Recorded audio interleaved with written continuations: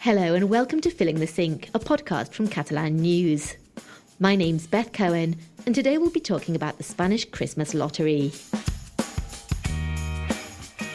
Spain's annual Christmas lottery draw will take place on the 22nd of December. It's the biggest and most popular draw of the year and an event of great cultural importance for many Catalan citizens.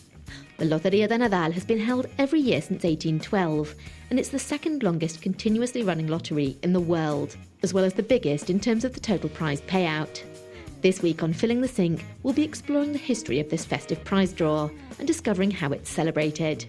Joining me in the studio is Oriol Escudé. Hello, Oriol. How are you? I'm great, feeling lucky. Of course, you're doing a podcast with me. Indeed. Oriol, there's a lot of excitement surrounding the Christmas lottery, as anyone who lives in Barcelona will know. You see long queues of people waiting to buy tickets.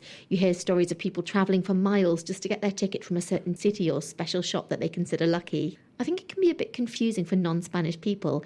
Can you explain what it's all about? So Spain's annual Christmas lottery is the world's largest lottery, and it's held every year on December 22nd. It has never stopped since it began, not even when the Civil War or COVID happened. So it's a really huge deal here. Mm-hmm. This year's total prize pool is 2.7 billion euro. However, unlike other lotteries where someone may walk away with billions and billions, the grand prize in this lottery is around 400,000 euro per ticket, which costs about 20 euro. Mm-hmm. So this structure means that the prize is more widely distributed, with thousands and thousands of winners, even if they don't take home the big prize. So it's lots of small prizes as opposed to one huge one. Exactly. Although 400,000 euros is still a really significant prize. Yes, it is.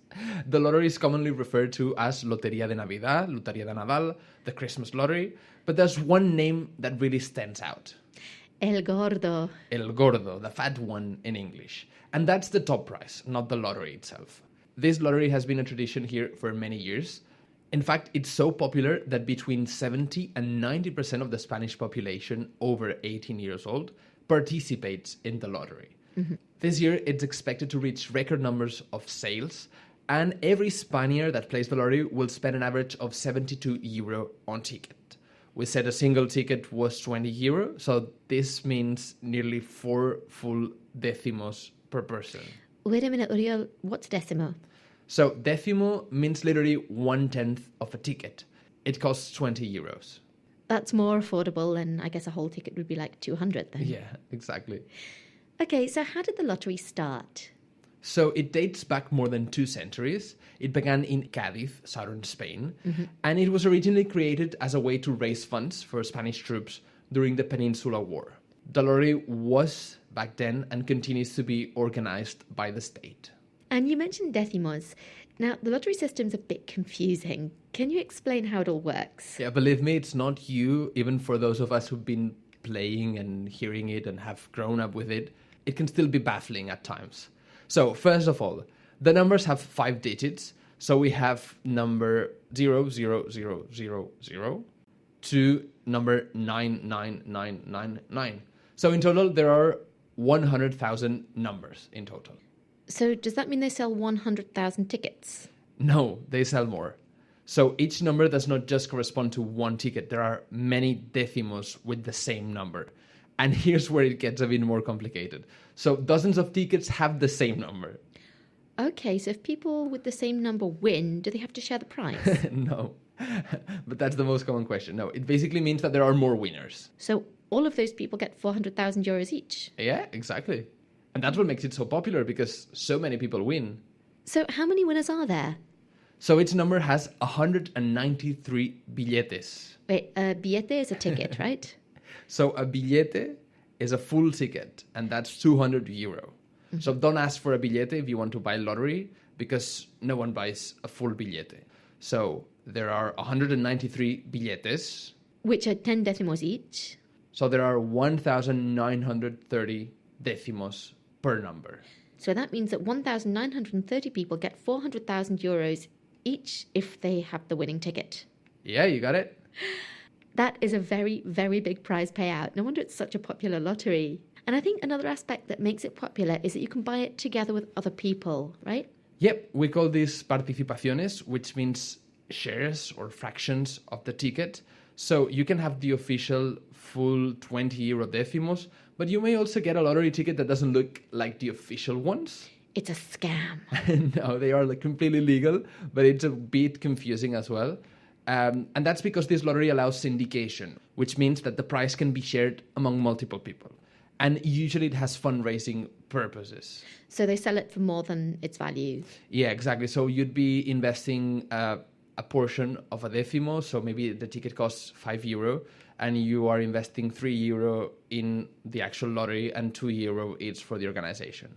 Okay, so that's a good way of having different numbers at a cheaper price and shared with people that you know, although you get less prize money in the end. Yeah, absolutely. And what about the prize system? So there are many prizes with thousands and thousands getting something.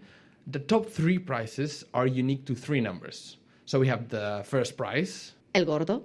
which is €400,000 per decimo. Then the second prize, How much? that's €125,000 per decimo. And what about if you're third? That's €50,000 per decimo. And then there are really small prizes as well, aren't there? Kind of like consolation prizes, like you didn't win the lottery, but you still got something. Exactly. For example, the pedreas, which are given to around 1,800 winning numbers. So loads of numbers get this prize. It's just €100 per decimo. So it's not huge, but it can still bring a little bit of... A little bit of joy. Exactly. Go out for dinner or something. And I've also heard of the reintegro, which basically means that you get your money back. Yeah, it's a cashback. Okay, so your reintegro is just €20. So you don't win, you don't lose, you just get your money back. Exactly. Back to start. And I know there are quite a few superstitions surrounding the lottery, and there's sometimes strange things which people consider lucky. To find out more about this, we went out and about to meet some of the players and the lottery vendors to hear about their experiences, the traditions, and their hopes and superstitions.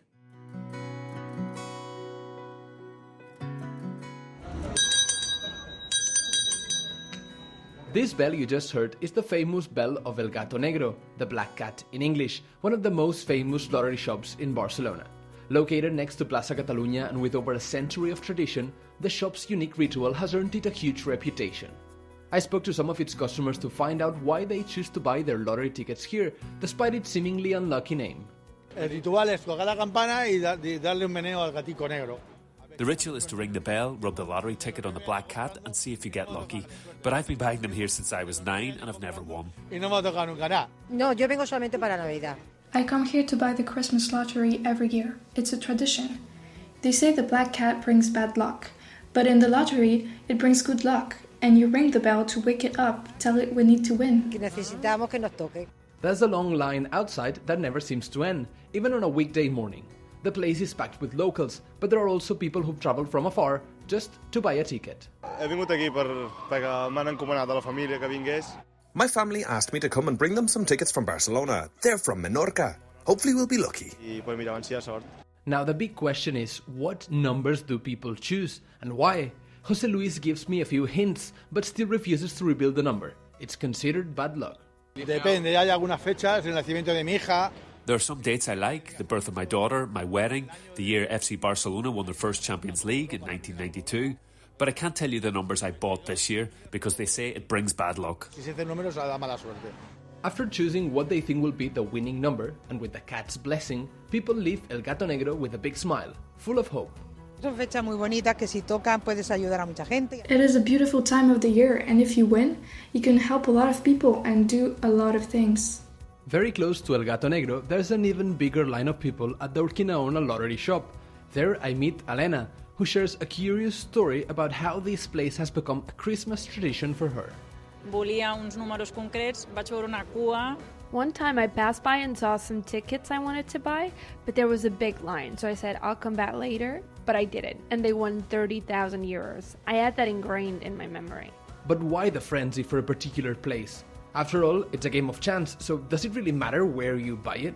Let's see if the owner of the shop, Pedro Fortuño, can shed some light on this. Aquesta administració, en aquest lloc, fa més de 100 anys. This lottery shop has been in this location for more than 100 years. A base de que han donat al llarg de la història molts premis. We've sold many winning tickets before and it has become more and more popular. People know it, the one in Urquinaona. Aquí nosaltres som bastant coneguts perquè tenim bastants 13s. We are quite well known because our tickets have many number 13s, and 13 is a very sought after number. Then there are some less common ones, but they are still typical, like 69 and such. And then a lot of people pick dates, like when their grandchild was born or when they got married, those kind of dates. I also asked Pedro if, instead of being just a lottery seller, he feels a bit like he is a seller of dreams. És una feina que, sobretot quan aconsegueixes donar un premi, It's a job where, especially when you manage to give out a prize, and I know it's cliché, all us lottery sellers say it, but it's true, it brings a lot of joy. I've never won it myself, but I've seen people who have, and they've been absolutely delighted. però hi ha molta gent que sí, oi, no sabe usted lo bien que me ha ido, porque... There are a lot of people who say, you don't know how much this has helped me because I'm able to do something that I really needed. And that's much more rewarding than doing another job where you have to deliver bad news. Que una altra feina que donis males notícies, no? Surely, the place in Spain that needs the lottery most right now is Valencia. After the devastating floods in October, which claimed the lives of over 220 people and left absolute destruction in the area, the lottery has become a small source of normalcy, hope, and holiday spirit. We spoke to Joan Mut, a lottery seller in Alfafar, one of the most affected towns. Ho ha tingut que fer tot nou. L'únic que s'han salvat han sigut els cristalls. We had to rebuild the whole lottery shop. Only the counter glass survived. Everything else is new and I'm still renovating. It's frustrating because this is our best month for lottery sales. Perquè és el millor mes per a nosaltres, per a vendre loteria. Entre ahir i avui va molt bé. Since we opened at the end of November, a lot of people have been coming in to buy lottery tickets. And if the tickets are dirty with mud, even better. Bueno, que tenen il·lusió de que, com ha passat una desgràcia, pues... They have hope. They think that since a disaster has happened, maybe a prize will fall in that area. And that's what they're looking for, hope. They don't look for anything else. No busquen més. The president of the Lottery Sellers Association, Borja Muñiz, confirms that numbers related to Valencia will be among the best sellers. Quiere dos cosas. Una, lotería que termine en el número 29, que es la fecha. People are looking for two things. First, tickets ending with the number 29, the date of this term. And second, tickets sold in Valencia. Why? Because there is a popular belief that associates bad luck with winning the big lottery prize, el Gordo. It's a contradictory phenomenon, people seeking their luck in the wake of a tragedy. A raíz de la desgracia. Meanwhile, many have also chosen to seek their lucky number in other curious ways. El año pasado fue el primer año en el que la inteligencia artificial... Last year was the first year that artificial intelligence decided which number would win the lottery. The reality, although no one will remember, is that it didn't even come close. So just another part of the game. Una parte más del juego. La inteligencia artificial pues basará sus decisiones. Artificial intelligence bases its decisions on statistical data, but it's all chance, pure chance, and it can go to anyone, not the AI's prediction, or a fortune teller, or even, as has begun to gain popularity, the predictions of TikTokers. Con fuerza, el TikToker correspondiente. While today numbers are chosen using AI, fortune tellers, or TikTok, in the past it was done in a much simpler yet equally fascinating way. 122 anys i no ha tocat mai. My great-great-grandparents picked a Christmas lotto number while playing cards. Drawing cards, they drew out 11457 for the lotto number. 122 years later, it is still never won. This is the story of a small town in Lleida, Sant Guim de Freixenet. Locals Jordi, Francesc and Montserrat explained that since 1903, when 5 friends chose this number one day in a bar, the whole town has been buying it year after year. O sigui, al final és com una herència de la família. It's like a family inheritance, passed down the generations, and it's continued year after year, like a Christmas tradition. Pues any rere any, com si fos una tradició de Nadal. Jo no sabria estar a taula el dia de Nadal com hi ha les neules i els torrons. I could not sit at the table for Christmas Eve dinner without it. Just as neules and torrons are a must, I need to have a ticket of this number in my pocket. Sí, i venen d'Agramunt, de Tar... People come from Agramunt, from Tarrega, from Les Borges Blancas, from Barcelona, from everywhere just to buy this number. Hem jugat el mateix número. This year we also played the same number backwards, 75411, as a joke. We say maybe they got it wrong when they wrote it down 122 years ago. La broma de dir, poder es van equivocar fa 122 anys a l'hora d'escriure el número. But at the end of the day, it doesn't matter how you pick your numbers. The odds are still the same. 1 in 100,000. Yet, for such a small chance, people are willing to go to incredible extremes. And that's what makes this lottery one of the most fascinating and bizarre in the world. Thank you to everyone who spoke to us and to Oriol for some great reporting. So after talking to people in the lead up to the draw, now let's find out more about the big day itself. Spill the beans, Oriol. So the draw takes place every year on December 22nd. It's held at the Teatro Real in Madrid, and it can be easily watched on TV if you're in Spain. And if you're abroad, I'm guessing you can also follow it online, right? Exactly. So how do they choose the winning numbers during the ceremony? So the process is pretty straightforward. You'll see that on stage there are two large drums, lottery drums or lottery rollers. One contains 100,000 balls, and each ball represents one of the participating numbers. Mm-hmm. And then there's another big roller with all the prize balls. So we have El Gordo and all the smaller prizes in there. Okay, so one drum with the numbers and one with what the prizes are, and it correlates the number to the prize. Exactly. It's just basically a matter of picking one prize and one number, one prize and one number. So one ball from each drum. And how do they make this fair? So there's one curiosity about the balls. They're made of boxwood, and the numbers are printed with laser instead of paint. And that's to make sure that they all weigh exactly the same, 3 grams. Okay, so that's the technical part, Oriol. Now there's something even more fascinating that you haven't explained yet. I think it's better if we listen to it. Okay, here we go. I'm hitting play. 77.231 1.000 euros 88.008. So this is last year's announcement of El Gordo, and you've probably noticed that the voices announcing the numbers have a certain youthful tone. Yes, and that's because they're the children of San Ildefonso school in Madrid. Exactly. So these kids from this school have been singing the numbers for years and years, and they have this distinctive way of singing this melody that really sticks in your mind, you know, it's very repetitive. Yeah, I think it's one of the most iconic things about the lottery. So tell me, why and where did this tradition start? So this school in Madrid has a long history, and it was originally founded to help orphaned children. That's all very laudable, but how is that related to the lottery singing? So it's unclear how this began. There's one legend that suggests that the students began singing these numbers in the streets, and then they continued this tradition until today. There's another theory that says that this was a community task they had to perform in exchange for state funding. And the most popular version, the one I believe, is that the lottery organizers thought this was a good way to provide a bit of income for these children. Yeah, that makes sense. In fact, today this continues, and the school receives 350,000 euros a year, which serves as a funding for the school. And what do the children need to do to prepare for the draw? I mean, I imagine it's quite hard to practice. So they are all volunteers, and they need to meet 3 conditions. To be between 8 years and 14 years old, have vocal fluency, and of course, a good singing voice. From all the volunteers, they pick 25. This 25, during the 4 hours of the draw, they take turns in pairs. That is a lot of singing. And there are a lot of urban legends and stories that suggest some of the winners of El Gordo actually make donations to the children who sang out their winning numbers. There's no confirmation or evidence that this happens, but it is a popular belief.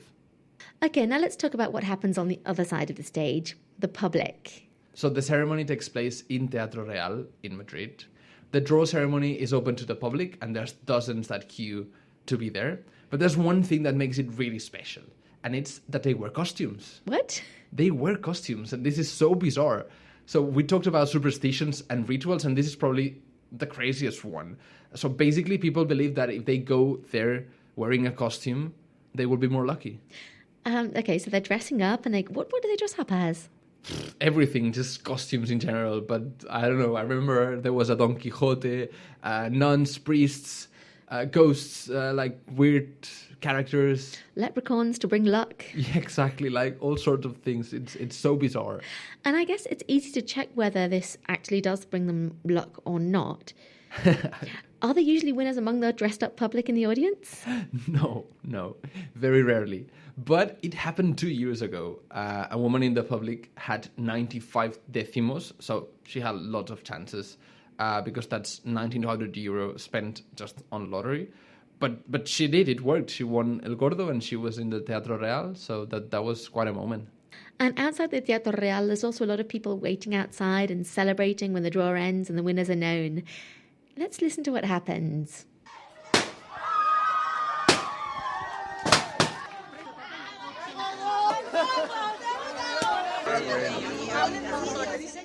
There are people shouting, they're jumping, they're hugging, they're drinking cava. It's super common, people rushing to the lottery store where they bought the lottery to celebrate it. This is just those that want to make it public that they've won, because many stay at home and don't tell anyone that they have won the prize. Yes, I'm not sure whether you'd want everyone to know. Exactly. Well, let's talk about what happens if you are the lucky one to win. What should you do? Well, stay calm. That's the first thing. Therapy might help as well. They recommend going to therapy because it is a bit of a shock. It has to be a shock. Of course, this is not one of those lotteries that you are a millionaire, you get 400,000. But that would mean that a lot of people could pay off their mortgage. They could stop being worried about their family economy. Exactly. It's a huge life-changing experience. Absolutely. So stay calm if it happens. And remember that you have 3 months to cash it. Take it easy. Yeah, you don't go running down, elbowing your way through the people who are celebrating on the street. Okay, more tips. What else should you do? Well, make sure that you have the ticket. That's obvious. This is so funny that people who have lost the ticket have cashed the money. Because if you have proof of it, you can cash it. So there's lots of disputes and curious things that happen. First recommendation is to take a picture, take a selfie with it, make a photocopy and sign it. A proof that you had that ticket, because if in the 3 months that you have to cash it, no one cashes it, you can prove that you lost it, that ticket was yours, and you can get the money. Okay, and this reminds me, what do people do when they share a decimo? It's a common thing to do, right? Yeah, that's very popular, to buy a decimo and split the cost between friends or family. But even with friends and family, people do crazy things. So, for example, one recommendation is to sign a paper with your IDs, your names, saying that you have bought this decimo and that you're going to share it. Yes, it would be a horrible end to a friendship. And it wouldn't be the first time. And it would completely ruin your family Christmas dinner as well. But I think this is one of the most iconic things about this lottery. It's sharing, right? I mean, we've talked about syndication, families, friends sharing it, and even people making donations to the children that sing the winning number. It seems to be kind of the spirit of Christmas. But this has happened through very powerful advertisement. And in fact, the lottery slogan is El mayor premio es compartirlo. The greatest prize is to share it. Exactly. And there's this like really emotional ads on TV with very personal stories. Okay, so let's get practical. Imagine that I win, whether it's alone or with family or friends. Do we pay taxes? Yep, absolutely. The biggest winner of the lottery is always the state. We said this at the beginning, and this continues to be the biggest winner. The first 40,000 euro of any prize are tax-free. So if you win less than that, it's not taxed. However, if the prize is bigger than 40,000 euro, the remaining amount is taxed at 20%. It's a lot of tax. But there's more. They also get these so-called phantom prizes, which are prizes that people fail to claim. Whoa, what an oversight. And taxing people's prizes has drawn a lot of criticism, right? Yeah, the whole lottery itself has a lot of critics. It has been referred to as the tax of the poor, essentially because people criticize that it's a hidden tax, that they use Christmas and these powerful advertising campaigns to promote a lottery, which is a way of taxing us. There's also criticism because at the end of the day, it's gambling, right? And of course, the state also has anti-gambling laws. Exactly, so it's a huge contradiction, and especially because lotteries tend to disproportionately affect lower income people. So those in the most vulnerable economic situations often put their hopes on winning, and they see lottery as a way out. So basically, it feels like the state is encouraging a risky behavior and exploiting on people's desperation. Yeah, actually, Oriol, that really resonates with me, and I don't play the lottery. I was brought up not to gamble, and my mother instilled in me that lotteries are, and this, I'm quoting her, okay, voluntary taxation for the foolish. But I don't judge, and I do understand that people like to dream, and of course it can be a life-changing experience for a lucky few. And I also feel like for those who have grown up with it, the lottery, it's like a tradition. It's a one-year thing. We don't consider it gambling, although it is. And it's so embedded in the culture that I think we just don't question it. Do you play?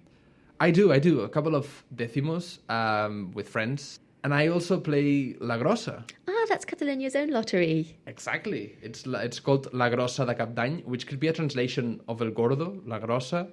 But in Catalonia, it takes place in New Year's. It works similar to the others, but the tickets are cheaper, €10 each, and the biggest prize is €200,000. Well, Oriol, I hope your lucky numbers come up this year. Thank you. That's almost all we have time for today. But before we go, what's our Catalan phrase of the week?